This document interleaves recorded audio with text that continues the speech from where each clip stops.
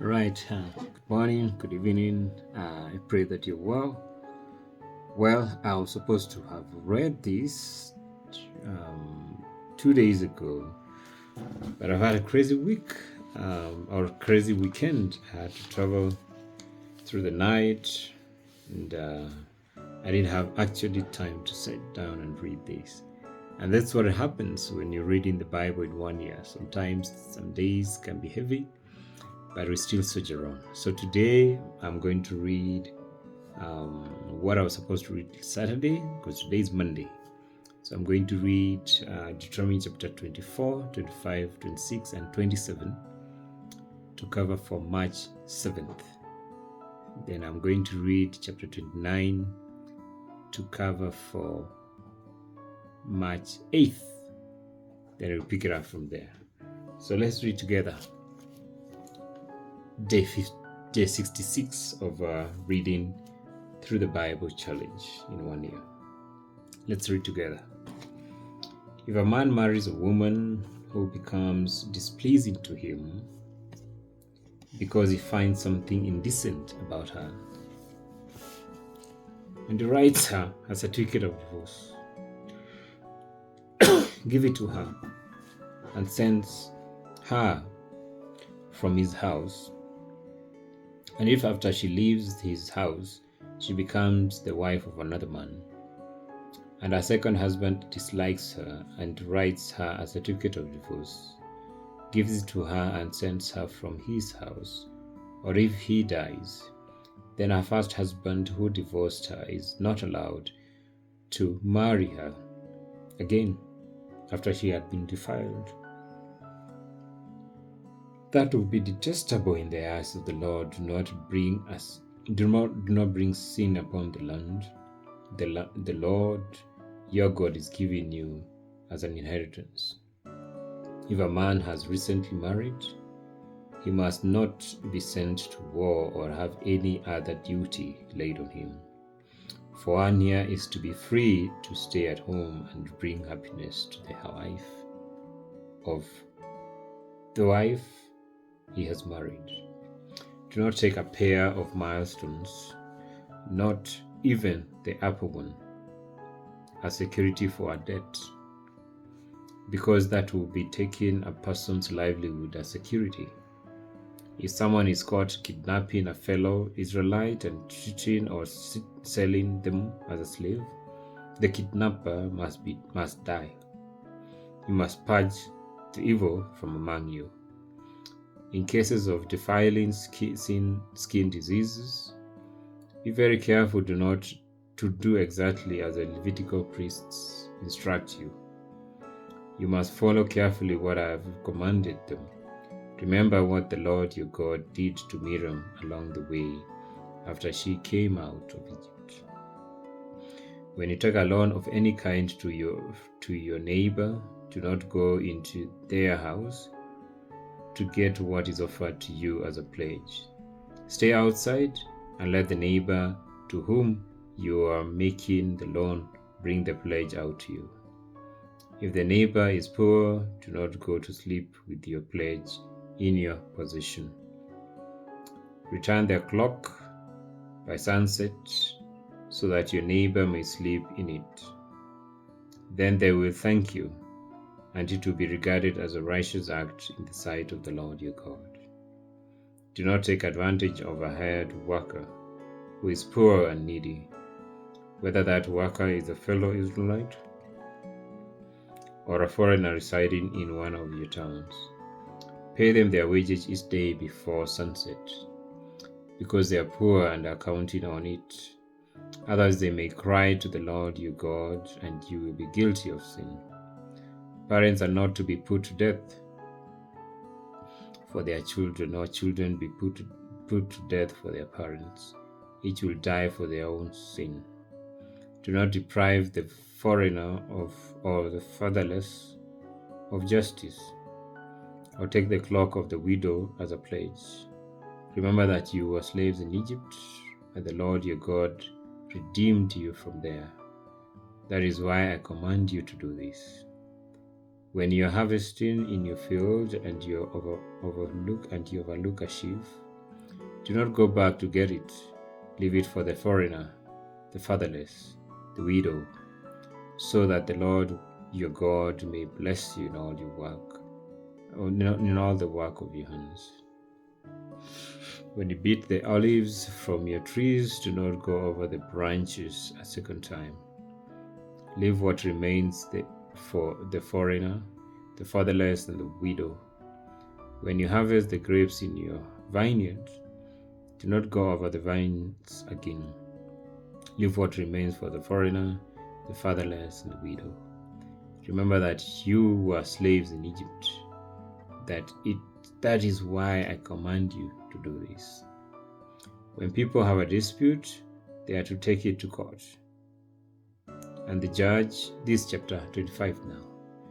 When people have a dispute, they are to take it to court, and the judges will decide the case, acquitting the innocent and condemning the guilty. If the guilty person deserves to be beaten, the judge shall make them lie down and have them flogged in his presence with the number of lashes the crime deserves. But the judge must not impose more than 40 lashes. If the guilty party is flogged more than that, your fellow Israelite will be degraded in your eyes. Do not muzzle an ox while it is draining out the grain. If brothers are living together and one of them dies without a son, his widow must not marry outside the family. Her husband's brother shall take her and marry her and fulfill the duty of a brother-in-law to her. The first son she bears shall carry on the name of the dead brother, so that his name will not be blotted out from Israel. However, if a man does not want to marry his brother's wife, she shall go to the elders at the town gate and say, "My husband's brother refuses to carry on his brother's name in Israel. He will not fulfill the duty of a brother-in-law to me." Then the elders of his town shall summon him and talk to him. If he persists in saying, "I do not want to marry her," his brother's widow shall go up to him in the presence of the elder, take off one of his sandals, spit in his face, and say, "This is what is done to the man who will not build up his brother's family line." That man's line shall be known in Israel as the family of the unsandaled.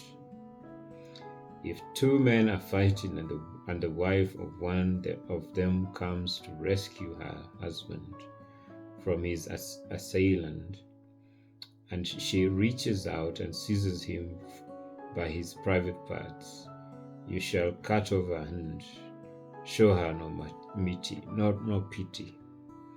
Do not have two differing weights in your bag, one heavy and one light. Do not have two differing measures in your house, one light, one small. You must have accurate and honest weights and measures, so that you may live long in the land the Lord your God is giving you. For the Lord your God detests anyone who does these things, anyone who deals dishonestly. Remember what the Amalekites did to you along the way when you came out of Egypt.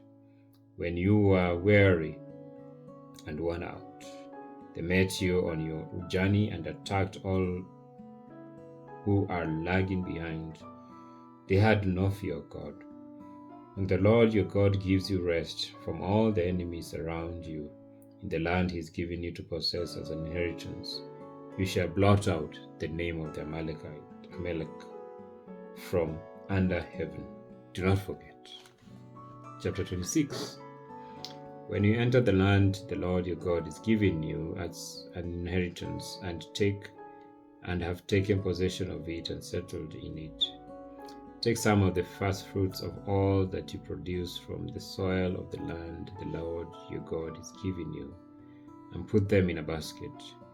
Then go to the place the Lord your God will choose as a dwelling of his name, and say to the priest in the office at the time, I declare today to the Lord your God, and have I come to the land the Lord. I declare today to the Lord your God, and I have come to the land the Lord swore to our ancestors to give us. The priest and the priest shall take the basket from your hands and set it down in front of the altar of the Lord your God. Then you shall declare before the Lord your God, my father was a wandering Aramean, and he went down into Egypt with a few people, and lived there and became a great nation, powerful and numerous. But the Egyptians mistreated us and made us suffer, subjecting us to harsh labor. Then we cried out to the Lord and the God of our ancestors.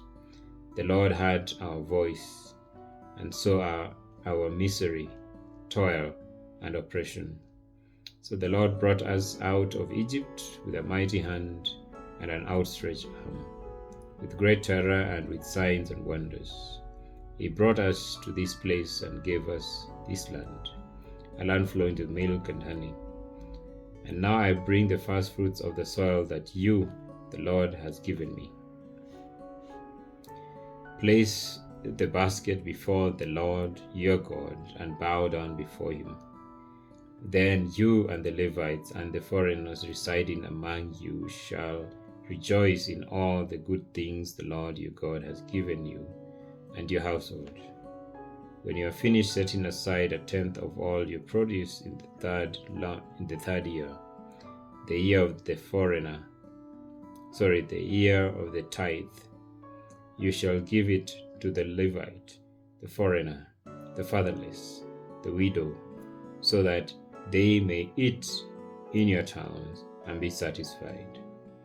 Then say to the Lord your God, I removed from my house the sacred portion, and have given it to the Levite, the foreigner, the fatherless, and the widow, according to all you commanded. I have not turned aside from your commands, nor have I forgotten any of them. I have not eaten any of the sacred portion while I was in mourning, nor have I removed any of it while I was unclean. Nor have I offered any of it to the Deut. I have obeyed the Lord my God. I have not done anything you commanded me. Look down from heaven, your holy dwelling place, and bless your people, Israel, and the land you have given us, as you promised to our ancestors, a land flowing with milk and honey. The Lord your God commands you this day to follow these decrees and laws. Carefully observe them with all your heart and all your soul. You have declared this day that the Lord your God, that the Lord is your God, and that you will walk in obedience to him, that you will keep his decrees and commands and laws, that you will listen to him. And the Lord has declared this day that you are his people, his treasured possession, as he promised, and that you are to keep his commands. He has declared that he will set you in praise, fame, and honor high above all the nations he has made, and that you will be a people holy to the Lord your God, as promised. Amen. So tomorrow we'll pick it up from chapter 27. Thank you so much.